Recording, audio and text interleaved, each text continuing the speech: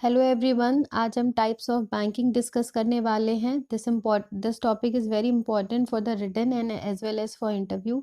तो हम बिल्कुल आसान से शब्दों में सीखेंगे कि different types of banking like Islamic banking, doorstep banking, overseas banking, offshore banking, ये सारी बैंकिंग प्रैक्टिसेस क्या होती हैं। देखिए, जब बैंक जो है वो किसी सर्टेन चीज़ पर फोकस करती है, सर्टेन प्रोडक्ट पर फोकस करती है या सर्टेन लॉ पर फोकस करती है, तो उसे अकॉर्डिंग टू देयर प्रैक्टिस उसे एक डिफरेंट बैंकिंग का नाम दिया गया है, जो कई बार एग्जाम में पूछा जाता है। जैसे कि पहला हमारा टॉपिक है इस्लामिक बैंकिंग। इस्लामिक बैंकिंग क्या होती है, ये क्वेश्चन रिटन में भी पूछा जाता है और इंटरव्यू में भी पूछा जाता है, कई बार एग्जाम्स में पूछा गया है।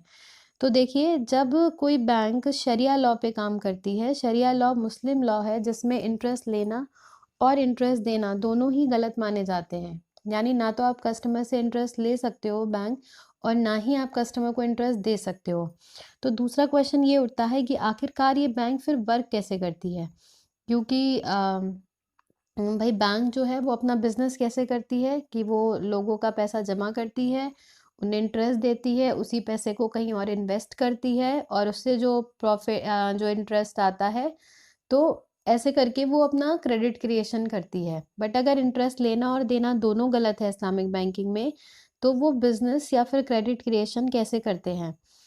देखिए, यहाँ पर इंटरेस्ट लेना और देना, इंटरेस्ट इज प्रोविटेड, तो इंटरेस्ट लेना और देना दोनों गलत है, मगर यहाँ पर बैंक जो है वो प्रॉफिट शेयरिंग करती है। बहुत ज़्यादा सक्सेसफुल कॉन्सेप्ट नहीं है, बट यहाँ पर बैंकें जो हैं, इस्लामिक बैंकें जो हैं, वो प्रॉफिट शेयरिंग पे काम करती हैं, ना कि इंटरेस्ट लेने और देने पर। मतलब they will share the profit not the interest.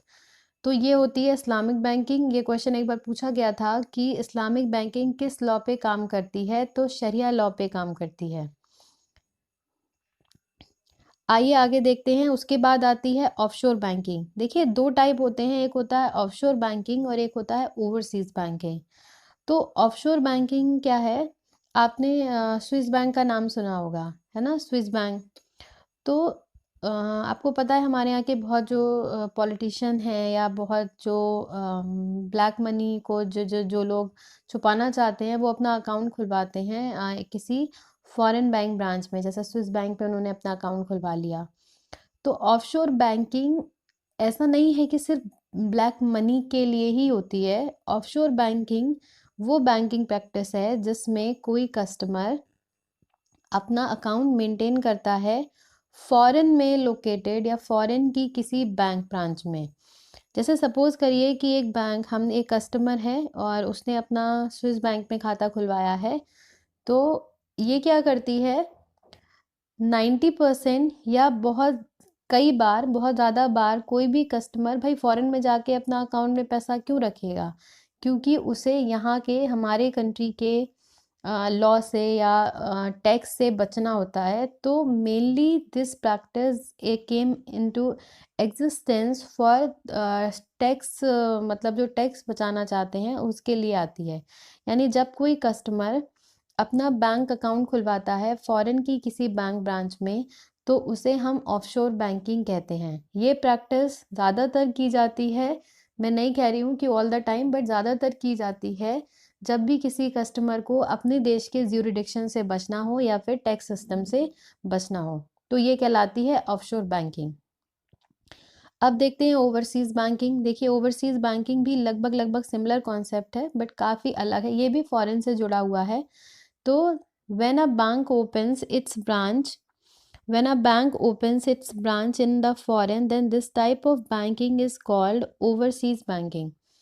देखिए, वहाँ पर एक कस्टमर अपना अकाउंट खोलता है फॉरेन की बैंक ब्रांच में, और यहाँ पर एक बैंक अपनी ब्रांच खोलती है टू इंक्रीज इट्स बिजनेस। यानी कि जब कोई बैंक अपनी ब्रांच खोले, जैसे हमारे यहाँ की मान लीजिए बैंक ऑफ इंडिया ने अपनी पहली ब्रांच खोली थी लंदन में, ठीक है, तो ये पहली ऐसी बैंक थी जिसने अपनी ब्रांच खोली थी फॉरेन में। तो ये जो बैंकिंग प्रैक्टिस होती है ये ओवरसीज बैंकिंग कहलाती है। ध्यान रखिए, ऑफशोर और ओवरसीज दोनों इंपॉर्टेंट हैं, और कई बार हम इसमें कंफ्यूज हो जाते हैं कि क्या ऑफशोर है और क्या ओवरसीज है।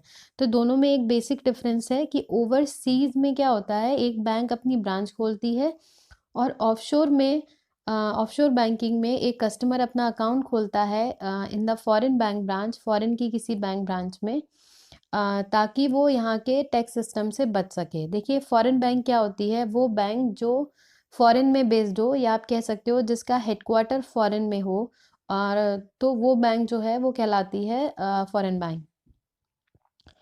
आइए आगे बढ़ते हैं। देखिए यूनिवर्सल बैंकिंग, यूनिवर्स क्या है? यूनिवर्स जो भी हमारे आसपास आसपास जितनी भी चीज़ें हैं, जो भी ब्रह्मांड है, वो सब यूनिवर्स है। अगर हम इसे बैंकिंग में लागू करना चाहें तो क्या होता है?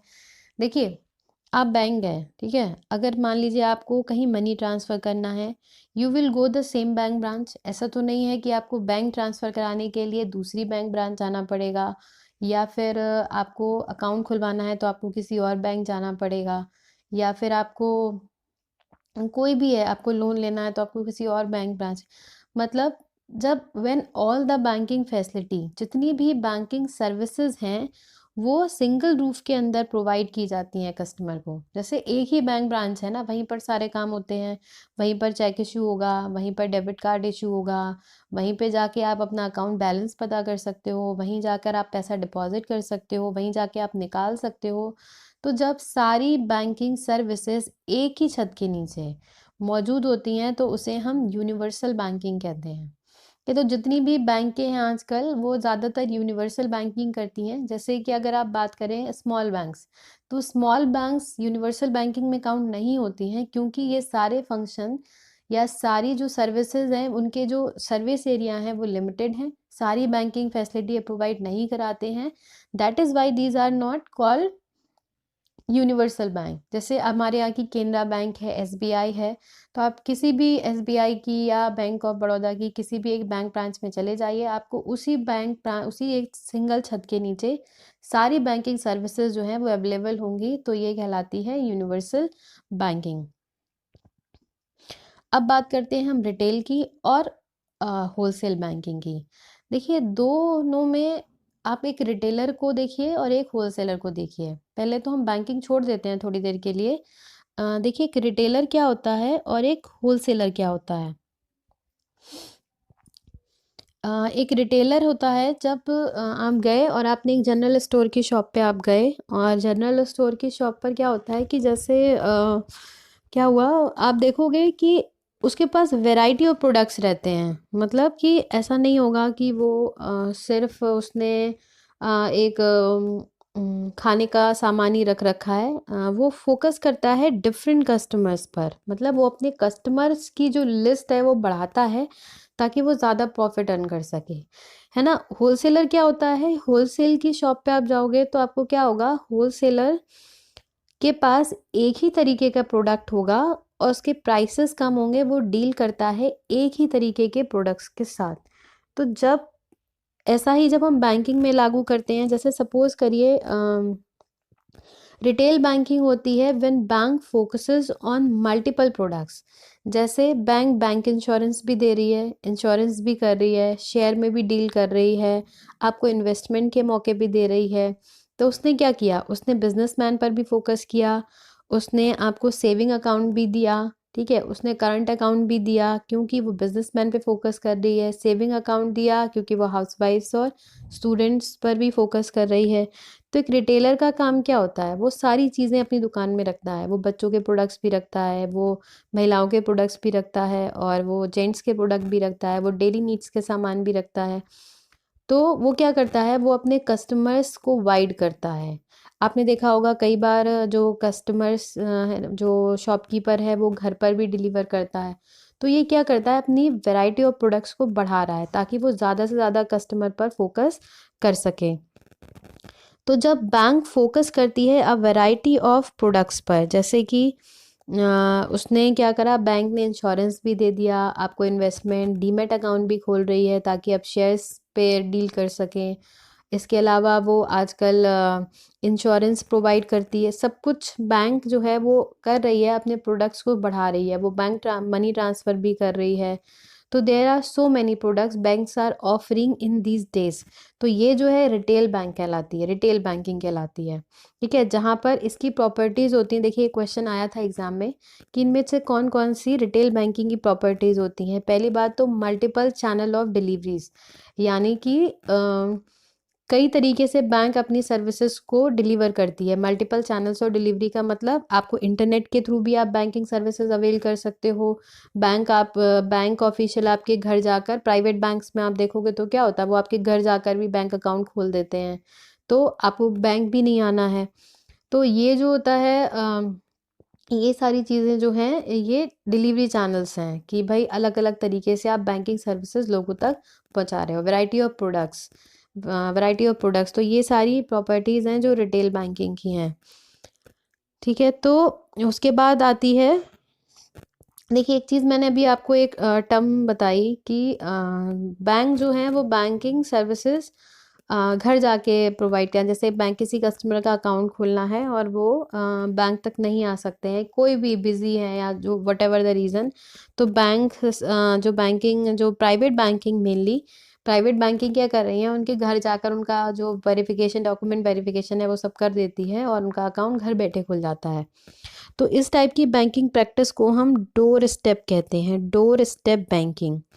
When banking services are provided under the premises, in the premises of the customer, then this type of banking is called doorstep banking.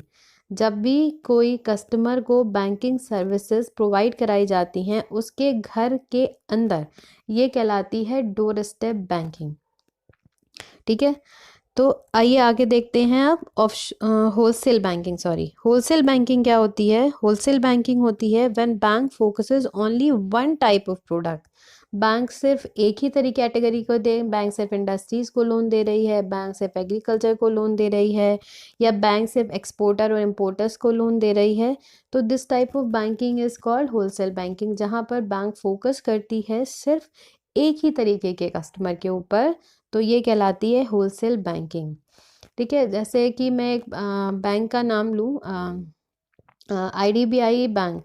तो IDBI बैंक पहले डील करती थी होलसेल बैंकिंग में, industrial development bank of India, but now it is a universal bank. अब इसने function करना start कर दिया है एक यूनिवर्सल बैंक की तरह। तो आई होप आपको ये टॉपिक क्लियर हुआ होगा, और जिसमें मैंने ज़्यादातर टाइप्स ऑफ बैंकिंग कवर करने की कोशिश की है। और thank you for watching. I hope आपको ये सब क्लियर हो गया होगा। अगर कोई डाउट है तो फिर भी आप कमेंट सेक्शन में कमेंट करके मुझसे पूछ सकते हैं। I will definitely try to solve your queries. Thank you for watching.